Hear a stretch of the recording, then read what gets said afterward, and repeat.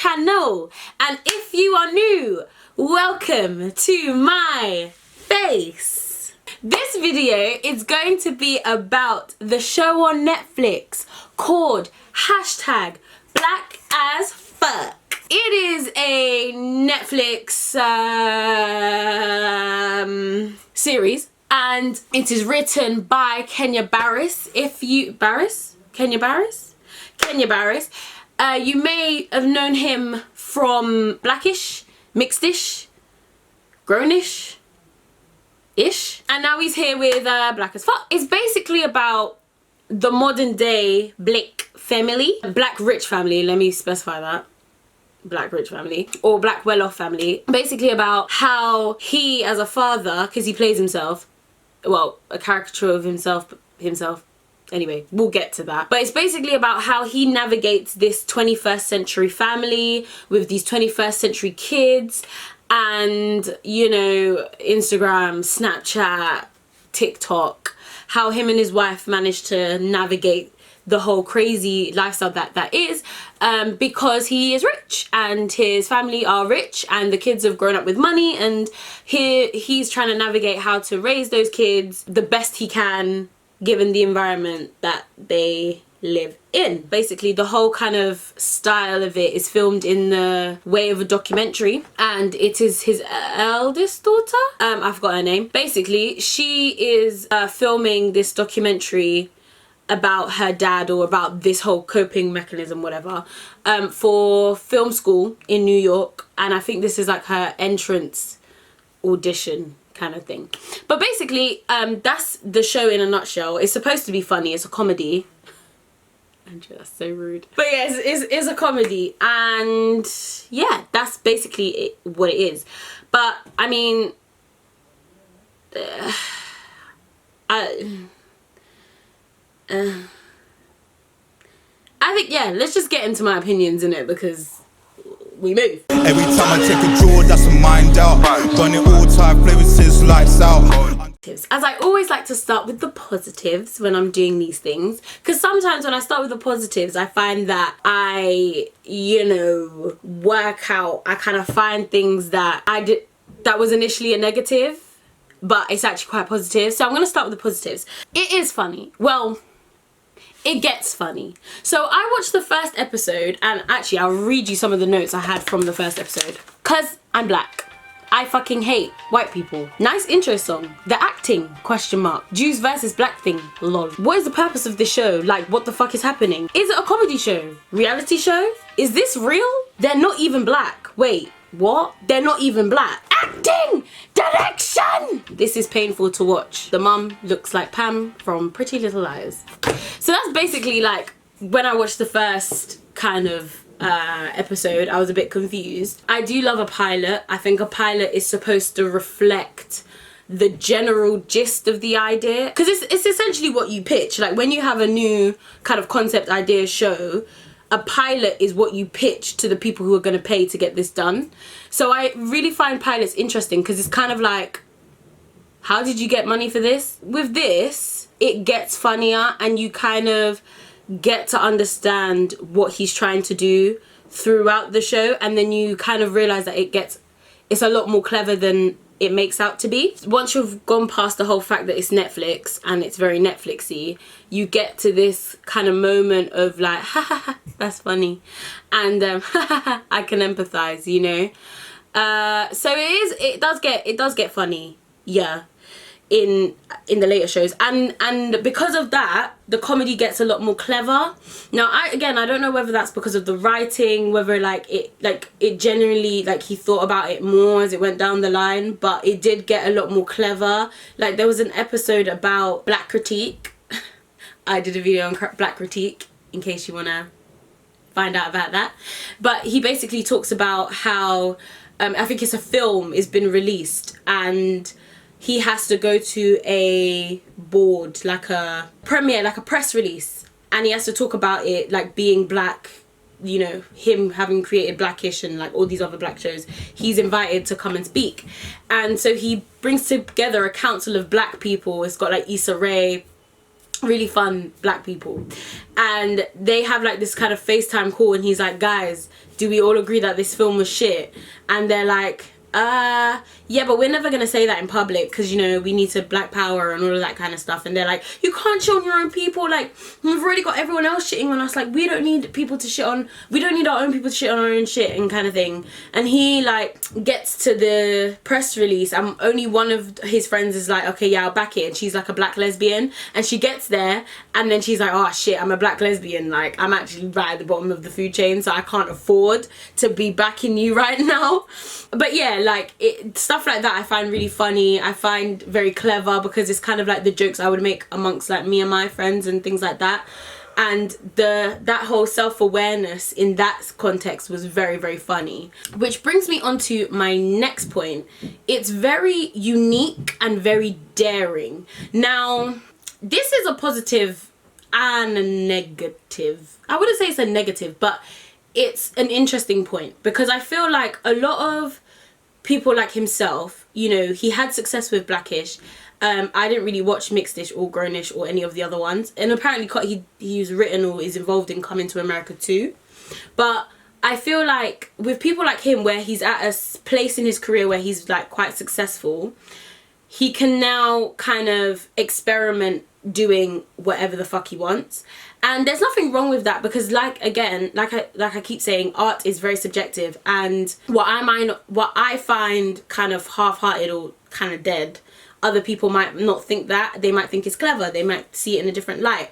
So like, I'm all for experimentation and stuff like that, but when you're on a platform like Netflix, you have to realize that you're not just appealing to your people, you're also appealing to other people. So sometimes when you're like experimenting, you have to, unfortunately, be careful with what you're putting out there, the message you're putting out there and stuff like that. And I think that with this show, the concept is very unique in the sense that like, there's not a lot of black written, directed, produced shows that have taken that approach to the modern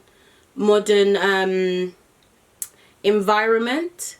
So we have like shows like Everybody Hates Chris, where we see black people, where most black people, I'm not gonna say not even most, but some black people can relate to that lifestyle, as in like growing up in your house, hand-me-downs, food coupons and stuff like that. Particularly in America, like in the UK it's slightly different, but I suppose here we have like Top Boy, Blue Story, that is supposed to be a reflection of stuff that we can relate to. And like even Blue Story, when they're, you know, in school, and like that whole like school romance and things like that, like there's certain things like our first time, you know, waiting for our mum to leave so that, you know, we can invite boys around, all of that kind of thing. We can relate to that aspect of, you know, black life and stuff like that. But I think what's interesting is, as we as black people are developing into our own, you know, there's more black creatives, there's more rich black people, and they're raising now children in wealth. It now poses a different kind of breed of children and a different understanding. Whereas like for me, I grew up, I wasn't well off, but I wasn't like well not off.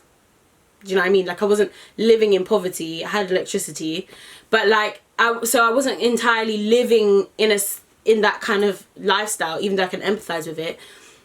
My children, more than likely, let me claim it, are not going to live in that lifestyle. So they're gonna be, their perception of the world around them is going to be different. They're not going to see certain things that I saw, and not going to experience certain things that I saw growing up. And so what Black as Fuck does, which I think is quite unique and daring, is that they explore that concept of children growing up rich, black kids growing up rich in this current lifestyle. So they're growing up with social media, they're growing up with that, like not even just social media, general media. I mean, look, like the Kardashian kids are everywhere, Cardi B's daughter culture everywhere, all of these like kids are everywhere. And so we're now in this age of like show and tell, that these young black kids are now growing up into that, and they're exposed to so much more, but their perception is different. It's not like, oh yeah, I'm black, everything's racist. It's more like, you know, I'm black, this is now beautiful, let me show this off, but that can be exploited and that could lead to other situations.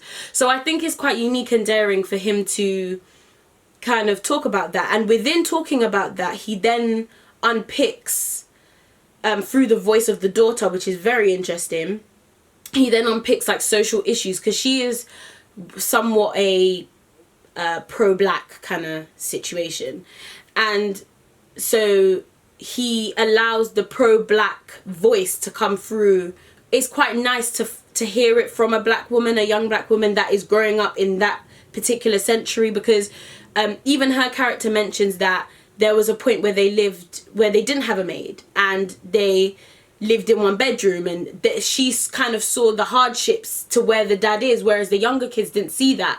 And it plays on that, it plays on colorism, it plays on fetishization of black women. It hits so many different topics through comedy and also in a unique way, the problems that still exist in the black community, but how that is perceived out of this new age, different perception, and the pros and cons of both. So I think in that sense that's a real big positive about the show. A second point onto that, like following on from that, is that the show is quite self-aware. So because of the whole nature of the kind of the documentary aspect of it, the characters are quite self-aware. They're very aware of when they're putting certain things on, and I think that's an easy way for them to go in and out of self-awareness. However, again, what kind of makes this a bit of a side note is that this is Netflix, so it's not just black people that are watching it, it's other people as well. So the self-awareness can often come across as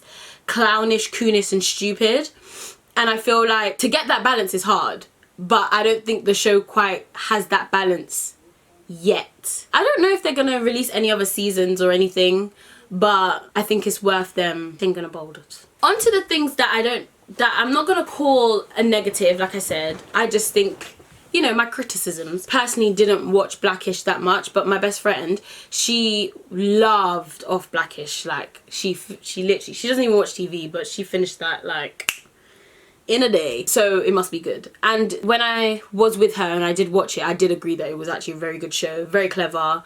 Every episode that I did watch I liked, which is not very common. I'm quite a critical person. What she was telling me is that it's very much like a shitty version of Blackish, and actually from the episodes that I'd watched, I've realised that it's kind of like all of the good writing that he put into Blackish, his ego almost said, I want to do this for myself and like a reflection of my family.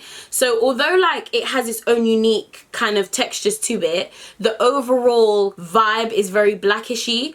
And this is going on to the next point that I'm going to say, so I'm just going to merge it together. But basically, I think a lot of it is to do with his ego, because his acting was not very good. Was not very good. It's difficult to have a caricature of yourself if you as a person are quite eccentric and quite like flamboyant and stuff. And I don't know what he's like as a person, but I couldn't really tell the difference between him as a person and him as a character. My drum school teacher, he always used to say, you know, you have to have a persona. Even if you're on stage, you have a persona.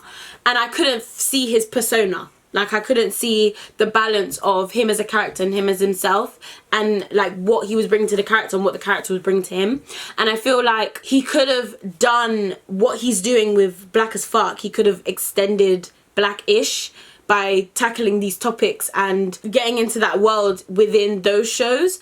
I didn't feel like he had to create a whole other show about himself. I think it's egotistical, but it's not so distracting that I want to switch it off. Do you know what I mean? So it's not that bad. That's basically like my thoughts on it. Overall, I think it's a funny show. It's good to watch, you know, have on whilst you're doing stuff, or like just as a little laugh before you go to bed and stuff. It's quite a light-hearted show. Even though it does deal with serious topics, it's overall quite light-hearted. So I feel like it's something you can watch just before you go to bed or just as you wake up and stuff like that. But yeah, like I'd love to know what everybody thought about it. I mean, I did go on Twitter a little bit, but most of the comments were from Americans, and I'd love to know how the UK perceive this show, because as a young black, I'm quite interested in black UK stories that I feel like we don't have a lot of that. Like, we have Enterprise, which is really funny, like it's a good show, and then you have like the gritty kind of Top Boys and stuff. You had like Chewing Gum by Michaela Cole, shows like that. So even like stuff like that is quite funny, but I feel like we do not have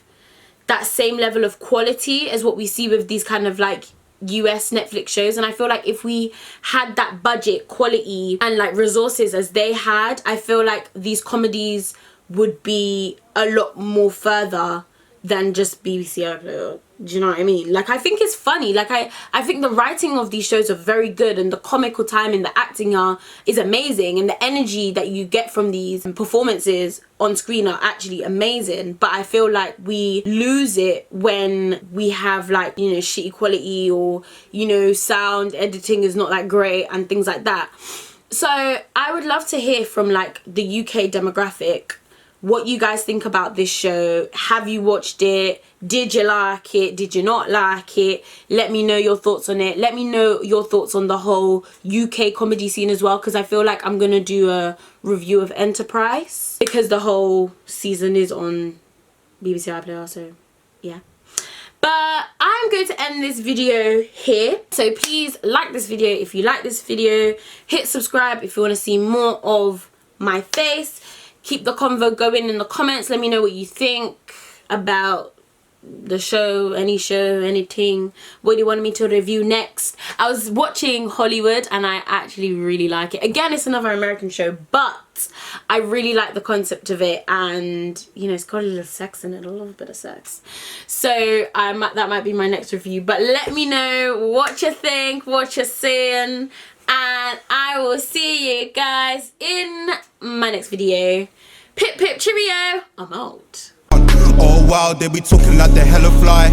Oh my, always making us some cookie pies. All lies, I'm not messing with those other guys.